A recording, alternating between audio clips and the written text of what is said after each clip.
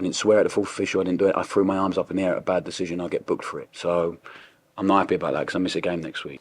Russell, a very spirited defensive performance today. Are you happy enough with that as you could be?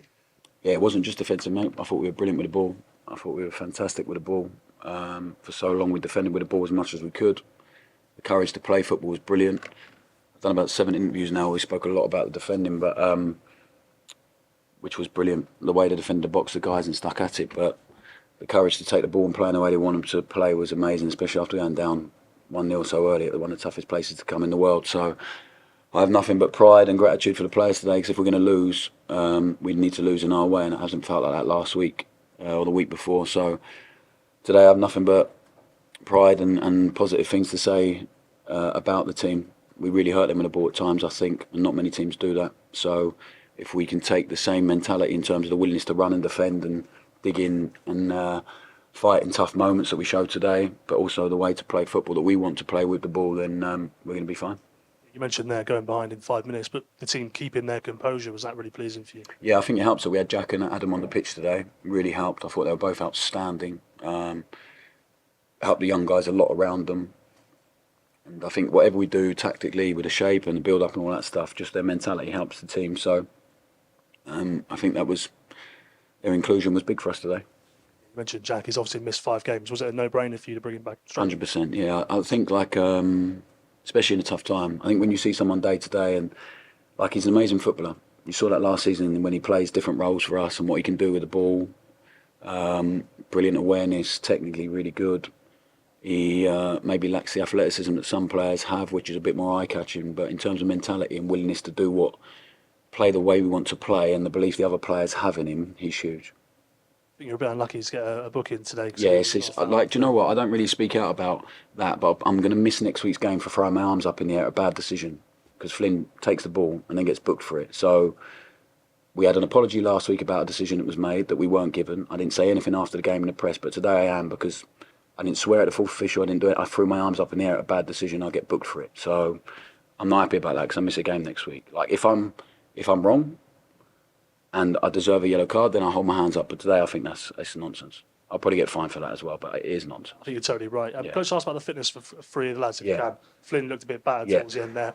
Yuki, not fit to start, didn't come on. And Tyler, you brought him off half-time, maybe tactical. Yeah, Tyler was tactical, so he looked knackered. So we spoke about this on Thursday about he's an 18-year-old lad. The level of intensity has gone through the roof for him compared to what he's used to. He's playing against the best team in the country, in Europe, and it just wasn't quite his day. And defensively, we needed a bit more help with Adam, who knows and understands the game a bit more. And also, we felt Adam's runs in behind, because he's one of the best at it, could really hurt them, and it did on a few occasions. So it was just a tactical one. Tyler's been amazing. He'll be fine. He'll learn a lot from today.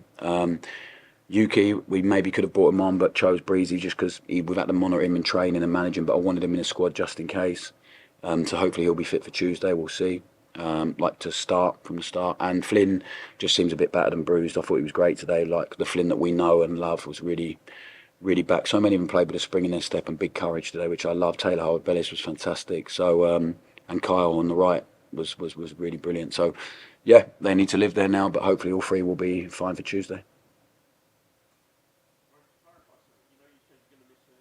Yeah. I presume it'll be a league game, yeah. Good question, though. Yeah. Doesn't matter. Bernardo after the game has been very complimentary about your team and the way they played today. I saw you have a few words with Pep at the final whistle. I guess he was complimentary to you as well. Yeah, as was Phil Foden.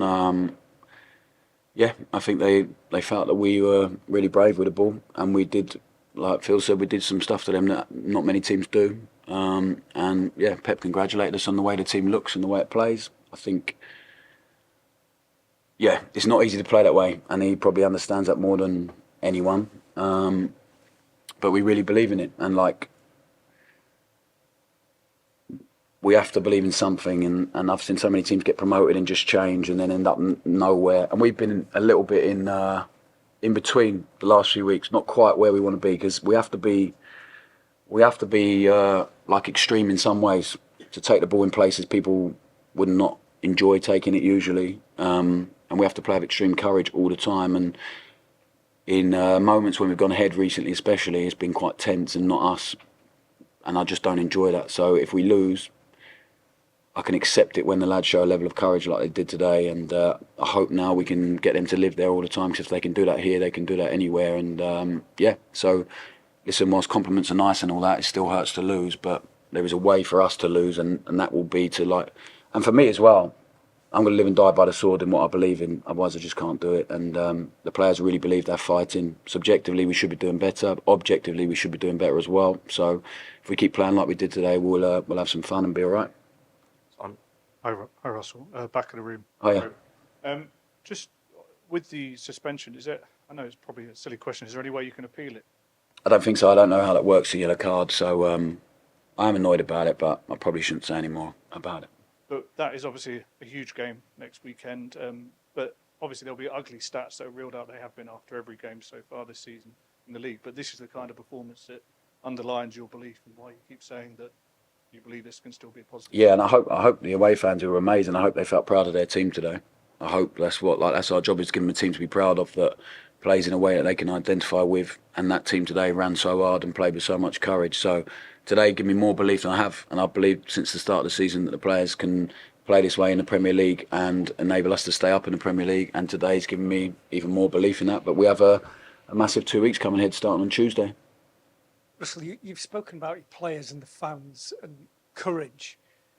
When you say you live or die by the way your team plays, do you have to have courage? Because it'd be easy to think, crumbs, if this goes against us, what's going to happen to me, and kind of close in, whereas you seem to be opening out. Yeah, I think I took the job nearly 5 years ago now in League One, in the relegation zone, with a chairman that was so brave, because when he offered me the job, I said to him how I saw the game, and he told me he didn't care if he got relegated as long as he had something that he felt he could be proud of with his team and would develop players and improve them and show the best version. So I had the fortune of that, and there have been some moments of real difficulty at MK, at Swansea and here, where it gets questioned a lot, and then you have to make a big decision, and we've always made the decision to be who we are. And then if I end up losing my job at some point, which is somehow in 5 years I haven't yet, but is inevitable at some point as a manager,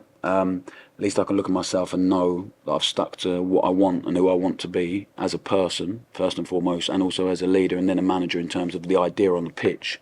And then everyone else will have an opinion on football. We all have different opinions, and there is no right or wrong way. I've said that from the off. This way is right for me because of how I see the game and how I would have liked to have played the game and what I believe in, and also my skill set in trying to deliver said product on the pitch is why we got the job here in the first place. So to then get to the Premier League and change is completely illogical to me, in whatever level it will be. So whatever level I manage at, and I hope to embark on a long managerial career, the teams will always have the same principle, ethos to try and identity or vision of the game, but they'll all look different. The three teams we've had have always, statistically, looked the same, felt the same. They've tried to dominate the ball and be brave. Some of the players have had big success and gone on to brilliant things. So that'll be no different. But how they've done it, in terms of shape, formation, distance, all that stuff is really different. So I'm learning all the time. I have a lot to learn. I'm not very good at the moment because we've lost 7 games or whatever it is. So I need to get better and improve, but I love my job and I love the way the team played today, and I can't stand on the sideline not watching something that I don't feel connected with or enjoy or love, because then I just don't see the point in that, really.